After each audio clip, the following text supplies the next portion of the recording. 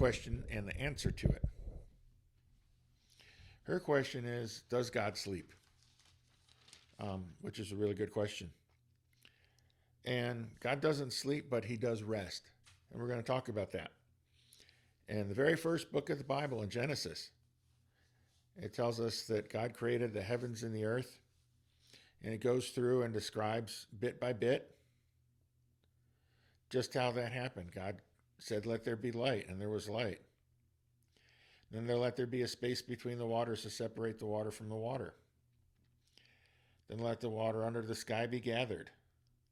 Then let the land produce vegetation or vegetables and plants and trees and bushes and grasses and all that stuff. And then he put lights in the sky, the moon and the stars and the planets. Then he put living creatures in the water and winged birds in the air. And he told the land to produce living creatures according to their kind, and livestock like cows and horses came up. Then in verse 26 of chapter 1 of Genesis, said, let us make mankind in our image, in our likeness, so that they may rule over the fish in the sea and the birds in the sky, over the livestock and all the wild animals, and over the creatures that move along the ground. So God gave us a job to do, to look after the animals and the birds and the fish, and to tend the garden and keep it so that it keeps producing what we need. And then God blessed all of that and said, be fruitful and multiply, which means to just keep growing. Grow as a family. Let the plants grow, let the animals grow, let families grow. And then in chapter 2, it says, thus the heavens and the earth were completed, in all their vast array, all over. Everything was done. By the seventh day, God had finished the work he had been doing. So on the seventh day, he rested from all his work. Then God blessed the seventh day and made it holy, because on it he rested from all the work creating that he had done. So God told us to rest, made that day a holy day, because he rests on the seventh day. And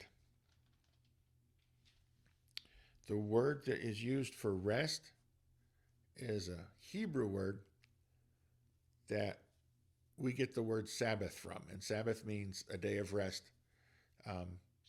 Means a day you go to church or study the Bible, spend time with your family. The Jewish people have a special day, and they celebrate it by having a dinner with their family. And it's a very special dinner, and it celebrates the day God rested. And on that very special day that God rested, the people of the Jewish faith, like I said, have a meal with their family. And there's a lot that goes along with that meal and into it. And it's really just a special time of being together with your family and praying and taking that time to rest and think about God and what God's done for you and how he gives you food and air and family and love and all that. And Jesus tells us that he is our rest. He says, all who are weary and heavy laden, come to me and I will give you rest. And the rest's there.